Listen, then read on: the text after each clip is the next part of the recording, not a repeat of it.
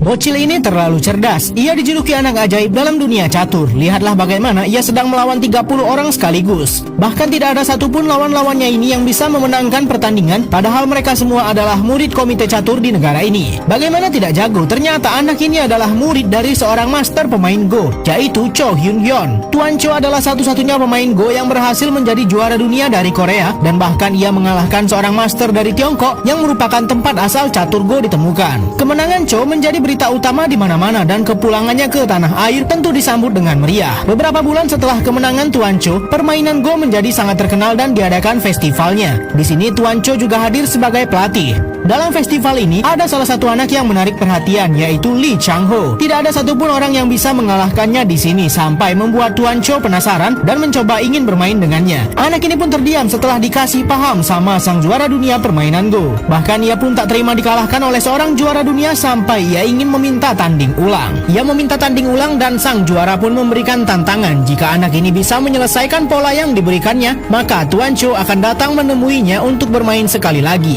Karena sangat ambisius ingin memenangkan semua permainan Go, anak ini pun sampai menghabiskan semua waktunya untuk memecahkan teka-teki yang diberikan oleh Tuan Cho. Ayahnya pun sampai marah karena ia tak pernah belajar pelajaran sekolah. Tuan Cho memang senang sekali mencari anak-anak berbakat dalam permainan Go. Namun kali ini saat seorang pejabat ingin membayar Cho dengan sangat mahal untuk melatih anaknya, Tuan Cho malah menolak dan mengatakan anaknya tidak ada bakat sama sekali. Ternyata Tuan Cho sangat kesal karena pejabat tadi mengatakan permainan Go adalah permainan yang konyol. Permainan Go adalah harga diri bagi Cho dan ia tak peduli walaupun harus melewatkan kesempatan mendapat uang yang banyak. Saat pulang, Tuan Cho kaget mendapat surat dari Lee Chang-ho bahwa ia sudah menyelesaikan teka-teki yang diberikan Tuan Cho. Tentu saja Tuan Cho akan menepati janjinya dan datang jauh-jauh ke rumah anak berbakat yang ingin bermain dengannya. Lee mengatakan jika menang ia meminta Tuan Cho untuk menjadi gurunya. Mereka sudah bermain sepanjang hari dan ternyata Tuan Cho kalah. Entah dia memang sengaja mengalah atau memang anak ini benar-benar sangat ajaib. Untuk menepati perjanjian sebelum bermain tadi, Tuan Cho pun akhirnya setuju menjadikan Lee Chang-ho muridnya. Teman-teman, Tuan Cho pun heran mengapa dengan mudahnya ia menerima seorang murid yang masih sangat muda. Lee Chang-ho pun harus pergi jauh meninggalkan desa tempat tinggalnya dan ia akan tinggal di rumah Tuan Cho selama berlatih. Untunglah semua keluarga Tuan Cho menerima kehadiran Lee dengan sangat baik. Bahkan mereka sudah menganggap Lee seperti anak sendiri. Saat Lee sedang berjalan sendiri, ia melihat ada markas komunitas catur Go dan ia pun mengatakan ingin melawan pemain terbaik di sini untuk latihan. Tidak ada yang menyangka bahwa seorang bocil bisa mengalahkan semua pemain Go terbaik di sini dan bahkan ia bisa mengalahkan puluhan orang sekaligus. Pantas saja seorang dunia mau menjadikannya murid. Saat Lee sedang bersenang-senang, gurunya pun sedang menjalani turnamen penting dan tentu saja Tuan Cho bisa menang dengan mudah. Tapi bukannya bangga muridnya bisa mengalahkan semua orang, Tuan Cho